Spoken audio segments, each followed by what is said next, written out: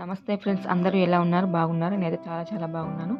ఈరోజైతే నేను పల్లీ లడ్డు చేస్తున్నాను. దానికోసం అయితే ముందుగా ఒక కప్పు వరకైతే నేను పల్లీలు తీసుకొని స్టవ్ మీద పెట్టుకొని సిమ్‌లో దోరగా వేయించుకుంటున్నాను.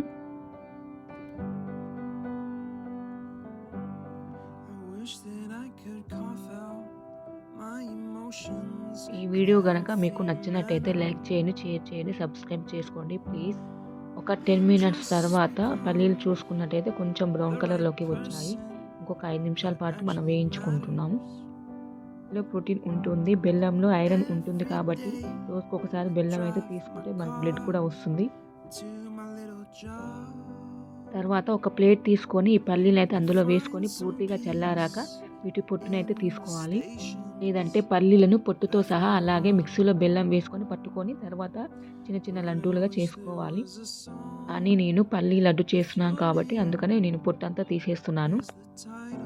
ఇప్పుడైతే బెల్లాన్ని అయితే కరిగించుకుందాం. ముందుగా స్టవ్ మీద గిన్నె పెట్టుకొని నేను తీసుకున్న ఒక కప్పు పల్లీలకైతే ఒక కప్పు బెల్లాన్ని అయితే తీసుకొని కలుపుకుంటున్నాను.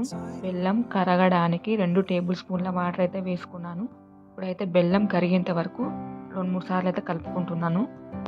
ఇప్పుడైతే పూర్తిగా బెల్లం అయితే కరిగిపోయింది.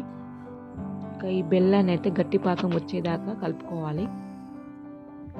బెల్లం పూర్తిగా ఇలా పైకి పొంగుతున్నప్పుడు ఒక చిన్న గిన్నెలో కొంచెం వాటర్ యాడ్ చేసుకొని అందులో అయితే కొంచెం బెల్లాన్ని వేసుకొని ఇలా ముద్దగా కలుపుకొని చూడాలి. ఇప్పుడైతే మనకు కావాల్సిన పాకం అయితే రెడీ అయిపోయింది. మళ్ళీ ఒకసారి కలుపుకున్నాక ఇందాక పొట్టు తీసుకున్న పల్లీలు అయితే ఇందులో ఈ పాకంలో వేసి అయితే కలుపుకుంటున్నాను. అయితే ఇందులోకి 1 టీ స్పూన్ నెయ్యిని అయితే యాడ్ చేసుకుంటున్నాను. మీకు నెయ్యి ఇష్టం ఉంటే మీరు వేసుకోండి, లేదంటే స్కిప్ చేసేయండి.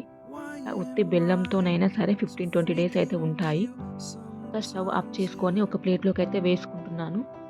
తర్వాత చేతికి కొంచెం నెయ్యిని స్ప్రెడ్ చేసుకొని ఇలా చిన్న లడ్డూలుగా చేసుకోవాలి. పల్లీలు బెల్లం కొంచెం వేడిగా ఉంటాయి కాబట్టి చేతులు కాలకుండా జాగ్రత్తగా లడ్డూలు చేసుకోవాలి, నెయ్యిని స్ప్రెడ్ చేసుకుంటూ. ఒకసారి మీరు చూసుకున్నట్టయితే చేతిలో కాలుతుందని మళ్ళీ అందులోనే వేసేసాను, గమనించారా?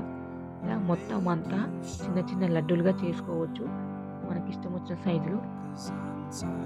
ఫైనల్గా లడ్డు కట్టడం అయితే అయిపోయింది. తర్వాత వీటిని అయితే ఒక బాక్స్లో వేసుకొని పెట్టుకుంటున్నాను.